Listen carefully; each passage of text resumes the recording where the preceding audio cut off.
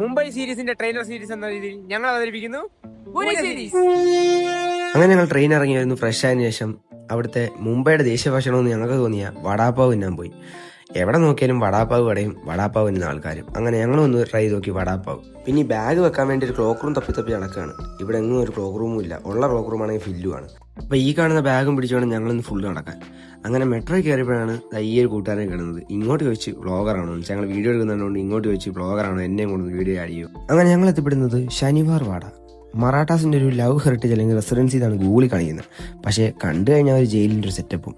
അങ്ങനെ കൊട്ട വെയിലത്ത് ഈ ബാഗ് വിട്ട് നടക്കാൻ വയ്യാത്തതുകൊണ്ടും ഞങ്ങൾ അത്യാവശ്യം കുറച്ചൊക്കെ ഒന്ന് കറങ്ങി അതിനകത്ത് എല്ലാവരും കണ്ടതിന് ശേഷം ഞങ്ങൾ പുറത്തിറങ്ങിയപ്പോൾ നമ്മുടെ നാട്ടിൽ ബജ്ജി കട പോലത്തെ ഒരു കട. അങ്ങനെ അവിടെ ചെന്ന് വയറ് പ്രശ്നമാവുന്നൊരു പേടിയുണ്ടായിരുന്നു. എങ്കിലും ഞങ്ങൾ അവിടുത്തെ കച്ചേരി ദാവേരി എന്നുള്ള സാധനം കഴിച്ചു. സത്യം പറഞ്ഞേ പൂനെയിലെ ബെസ്റ്റ് എക്സ്പീരിയൻസ് ആയിട്ട് ഞങ്ങൾക്ക് തോന്നിയൊരു സംഭവമാണ് കച്ചേരി ദാവേരി. നിങ്ങൾ ആ ഭാഗത്താണ് പോവുകയാണെങ്കിൽ മസ്റ്റ് ട്രൈ ഐറ്റം. ഞങ്ങൾ വയറൊന്നും പ്രശ്നമായിട്ടില്ല ഇതുവരെ. അങ്ങനെ നല്ലൊരു കിടിലൻ എക്സ്പീരിയൻസ് ആയിരുന്നു. പൂനെയിലെ ആ ഒരു ബെസ്റ്റ് എക്സ്പീരിയൻസ് എന്ന് പറയുന്നത് ശനിവാർ വാടയ്ക്ക് തൊട്ടടുത്ത് കിടക്കുന്ന ഒരു ഗണപതി അമ്പലം. അത്യാവശ്യം പൂനെ സിറ്റിയിലെ ഫേമസ് ആയിട്ടൊരു ഗണപതി അമ്പലമാണ്. അത്യാവശ്യം നല്ലൊരു പൊക്കത്തിൽ റോഡ് സൈഡിലാണ് ഈ അമ്പലം വരുന്നത്. നല്ല തിരക്കുണ്ടായിരുന്നു ഞങ്ങൾ നിന്നപ്പം. തിരക്കെന്ന് പറഞ്ഞാൽ നമുക്ക് അവിടെ ക്യൂ നിന്നാലേ ആ അമ്പലത്തിനകത്ത് കയറാൻ പറ്റൂ.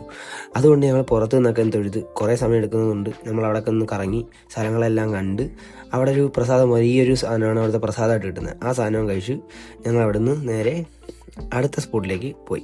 അടുത്ത സ്പോട്ടിലേക്ക് പോകണമെങ്കിൽ ഊബർ വിളിക്കണം. അങ്ങനെ ഊബർ വിളിച്ചാണ് നമ്മൾ പോയത്. ഊബറിലെ ചേട്ടൻ കേരളത്തിലുള്ള സ്ഥലങ്ങളെല്ലാം അറിയാവുന്നതുകൊണ്ട് ഞങ്ങൾ കാര്യമൊക്കെ പറഞ്ഞ് അങ്ങനെ ഇന്ന സ്ഥലത്ത് വന്നിട്ടുണ്ട് അങ്ങനെ കാര്യങ്ങളെല്ലാം പറഞ്ഞ് ഞങ്ങൾ ചെന്നിറങ്ങുന്നത് Aga Khan palace. Quit India movement സമയത്ത് ഗാന്ധിജിയും കസ്തൂർബ ഗാന്ധിയും എല്ലാം ജയിലിലാക്കിയത് ഈ ഒരു പാലസിനകത്താണ്.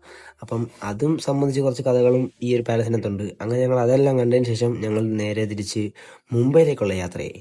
മുംബൈയിലേക്ക് പോകുന്ന വഴി അത്യാവശ്യം നല്ല കാർമേഘങ്ങളൊക്കെ ഉണ്ട്. എന്തായാലും മഴ വരാനുള്ളൊരു സാധ്യത ഞങ്ങൾ മുന്നിൽ കാണുന്നുണ്ട്. എന്താകുമെന്ന് നമുക്ക് മുംബൈയിൽ ചെന്നിട്ട് കാണാം. അപ്പം നമുക്ക് മുംബൈയിലോട്ട് പോയിട്ട് വരാം. Bye bye.